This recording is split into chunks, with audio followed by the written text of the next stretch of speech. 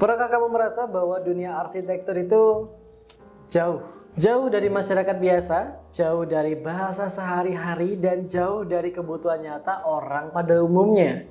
Ketika kita mendengar kata arsitek, yang muncul seringkali adalah sosok profesional elit, berbicara dengan istilah teknis, membahas konsep-konsep yang abstrak, berkumpul dengan sesama profesinya, memamerkan karya di lingkaran yang itu-itu saja, seolah dunia arsitektur hanya milik arsitek saja.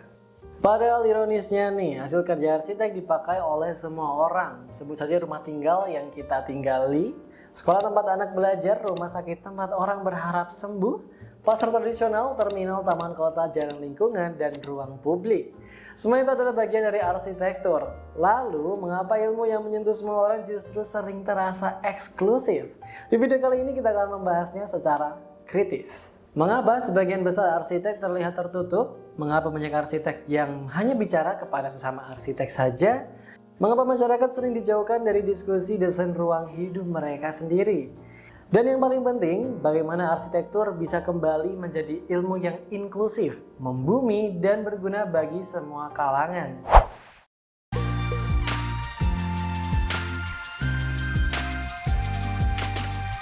Mari kita mulai dengan hal yang paling mendasar. Arsitektur bukan sekedar menggambar bangunan indah, karena arsitektur adalah ilmu mengatur ruang hidup manusia.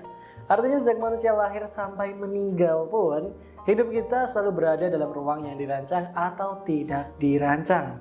Kamar tidur, gang kampung, sekolah, masjid, mal, rumah sakit, pemakaman, semua adalah ruang.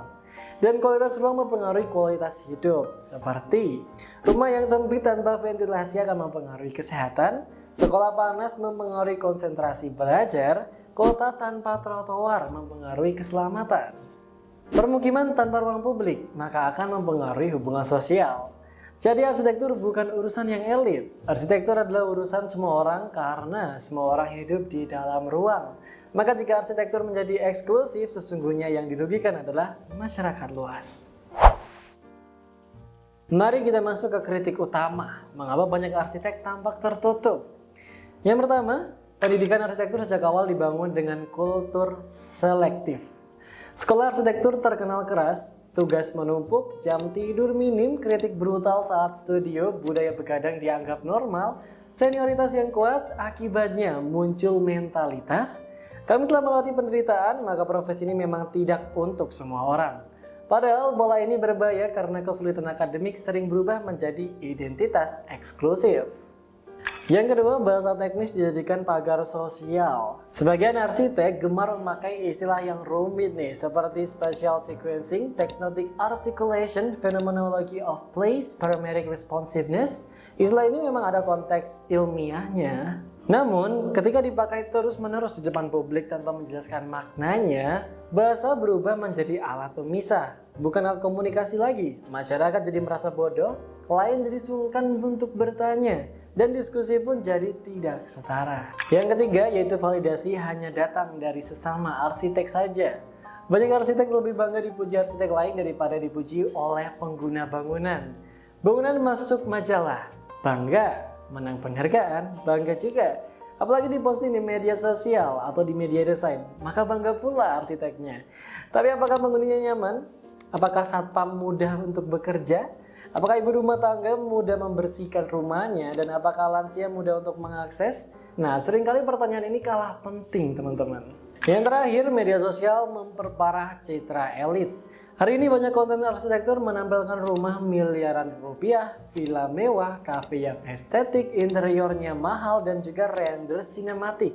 Publik akhirnya mengira arsitektur hanya milik orang kaya saja, padahal rumah subsidi, kontrakan, sekolah di desa, dan pasar rakyat juga butuh arsitektur.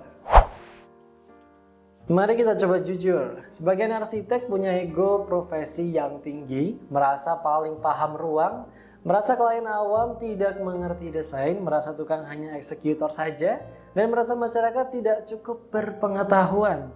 Padahal kenyataannya, tukang paham konstruksi lapangan, ibu rumah tangga paling paham tentang fungsi dapur, pedagang paham perilaku pembeli, dan difabel paham aksesibilitas, dan juga anak-anak paham untuk ruang bermain mereka. Sedangkan arsitek tidak hidup di semua pengalaman itu. Jadi ketika arsitek menutup diri, sesungguhnya arsitek sedang kehilangan data paling berharga. Pengalaman nyata pengguna, arsitektur bukan seni ego tunggal, karena arsitektur adalah kolaborasi. Lalu apa dampaknya ketika arsitek menutup diri? Yang pertama, masyarakat takut untuk menggunakan jasa arsitek. Banyak orang yang berpikir pakai arsitek itu pasti mahal, atau arsitek maunya gaya bukan kebutuhan dari kliennya. Nah, ini muncul karena profesi gagal membangun kedekatan dengan klien mereka. Yang kedua, kota dibangun tanpa partisipasi warga. Nah, saat warga tidak diajak bicara, ruang publik gagal untuk difungsikan atau berfungsi. Tamannya sepi, halte tidak nyaman, trotoar pun salah desain.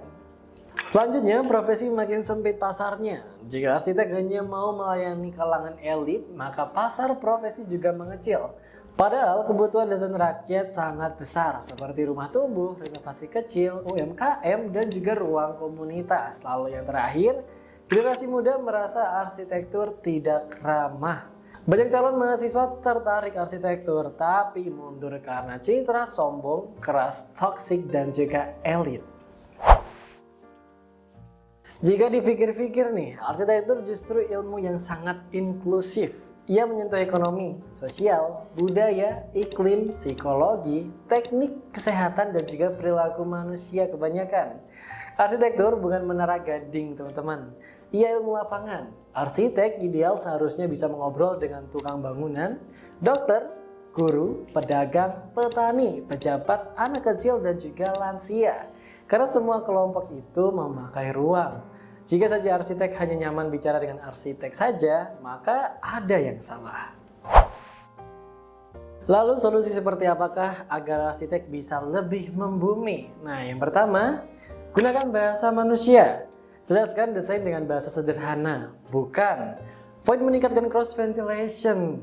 Tapi kita membuat lubang udara supaya rumah lebih sejuk dan juga hemat listrik. Nah, seperti itu teman-teman.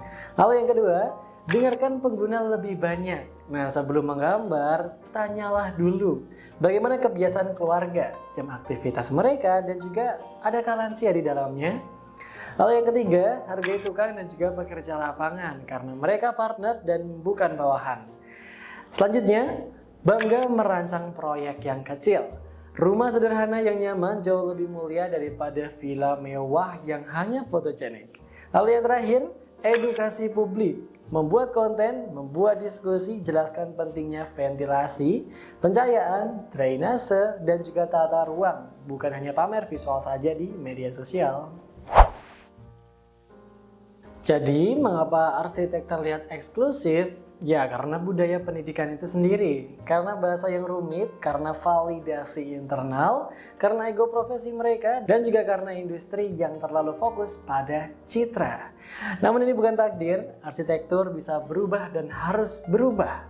Karena ruang hidup bukan milik arsitek, ruang hidup milik semua manusia. Arsitek sejati bukan yang paling rumit bicaranya, tetapi yang paling mampu membuat hidup orang jauh lebih baik lewat ruang yang ada. Jika profesi ini ingin dihormati oleh masyarakat, maka berhentilah bicara hanya kepada sesama, mulailah untuk bicara kepada manusia juga. Saya ingin tahu pendapat Anda, apakah Anda pernah merasa dunia arsitektur terlalu eksklusif? Tulis di kolom komentar ya, dan jika Anda suka pembahasan seperti ini, subscribe channel Belajar Arsitektur, karena kita akan terus membahas arsitektur dengan cara yang lebih jujur, lebih kritis, dan lebih dekat dengan masyarakat.